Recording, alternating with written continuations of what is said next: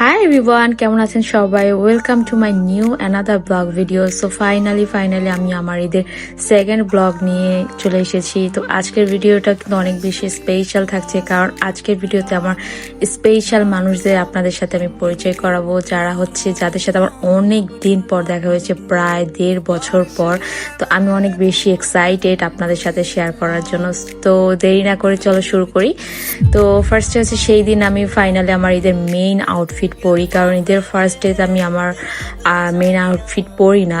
আর আমাদের না অনেক আগে থেকেই প্ল্যান ছিল যে আমরা ঈদের দিন দেখা করব, বাট কিছু কারণে হচ্ছে আমি ডেটটা চেঞ্জ করে ঈদের সেকেন্ড ডেতে ফাইনাল করি।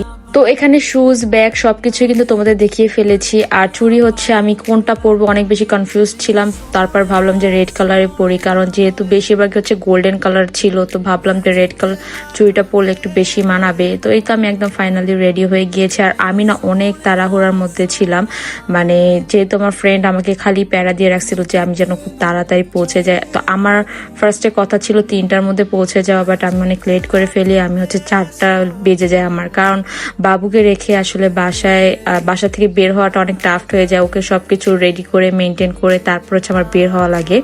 তো তারপরেই তো আমরা মোহাম্মদপুরেই ফাইনাল করি যে আমরা মোহাম্মদপুরেই মিট করবো, কারণ ফার্স্টে হচ্ছে আমরা ধানমন্ডি যাওয়ার কথা ছিল, বাট ধানমন্ডিতে কিন্তু অনেক বেশি রাশ থাকে ঈদের সময়, কারণ এর আগেও কয়েকবার গিয়েছিলাম ধানমন্ডি, ওইখানে অনেক বেশি রাশ থাকে, কোনো ভালো পিকচার্স তোলা যায় না, মানে অনেক বেশি মেসি হয়ে থাকে সবকিছু। তো তার জন্য হচ্ছে আমরা মোহাম্মদপুরে যে ওর রেস্টুরেন্টটা বের হয়েছে ওইখানেই আমরা ফাইনাল করি, কারণ এই রেস্টুরেন্টটা দেখলাম ভালোই ভাইরাল। আর ওদের ইন্টেরিয়র থেকে শুরু করে স্টাফ সার্ভিস সবকিছুই অনেক ভালো ছিল, প্লাস ফুড কোয়ালিটি, মানে সবকিছু মিলে আমার কাছে এটাই বেস্ট মনে হয়েছে মোহাম্মদপুরের মধ্যে। তাই হচ্ছে আমরা এইটাই ফাইনাল করি।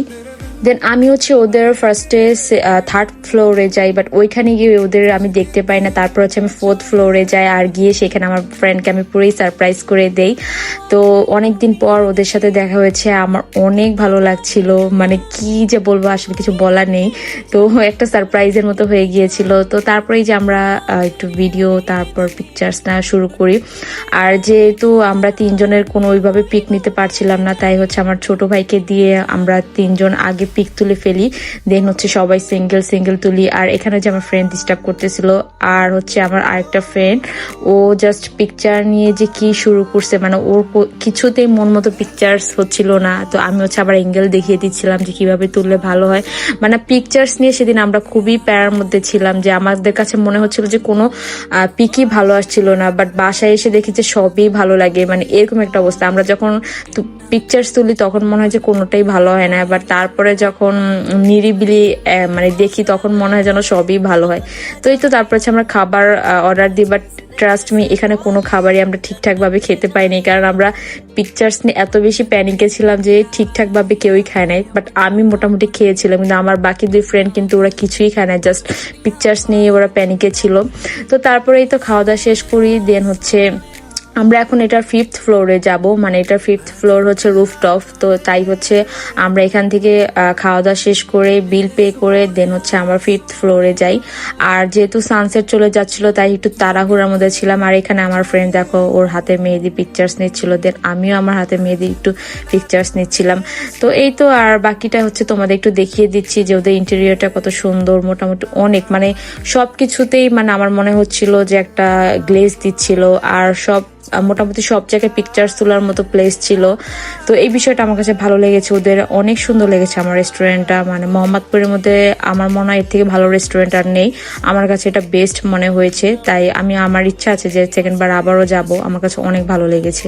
তো তারপরে যে আমার বাকি ফ্রেন্ডরা হচ্ছে পিকচার্স নিচ্ছিল, আর আমি হচ্ছে এখানে একটু মিরর পিকচার্স নিচ্ছিলাম। আমার না মিরর পিকচার্স বেশি পছন্দ। দেন আমরা হচ্ছে এটা রুফটপে চলে যাই। রুফটপে কিন্তু অনেক মানুষ ছিল, দেখলাম যে সবাই ছবি মানে তোলার জন্য সিরিয়াল ধরে আছে। তারপর হচ্ছে আমরা একটু গ্রুপ পিক নেই। সেই দিন কিন্তু আমরা অনেক এনজয় করেছিলাম। আমার তো বাসায় আসতেই মন চাইছিল না, বাট যেহেতু বাবুকে বাসায় রেখে এসেছিলাম আমার একটু টেনশনও হচ্ছিল যে ও কান্নাকাটি করে কিনা, মানে এটাও মাথার মধ্যে কাজ করছিল। তো আমি হচ্ছে ওদের সাথে বিদায় নিয়ে চলে আসি, আর ওরা অনেকক্ষণ আরো কিছুক্ষণ ছিল, বাট আমি ওদের থেকে বিদায় নিয়ে চলে আসি। বাট আমার না একদমই আসতে ইচ্ছা করতেছিল না, বাট কিছু করার নেই।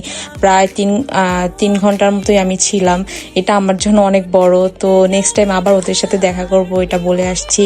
তো এই ছিল আমার ঈদের সেকেন্ড ডে ব্লগ। আশা করি তোমাদের সবাই ভালো লেগেছে। নেক্সট ভিডিওতে আবার দেখা হবে, সেই পর্যন্ত সবাই ভালো থেকো। আর আমার ঈদের থার্ড ব্লগ আমি তোমাদের সাথে শেয়ার করবো। So yeah, that's for today. Allah Hafiz everyone.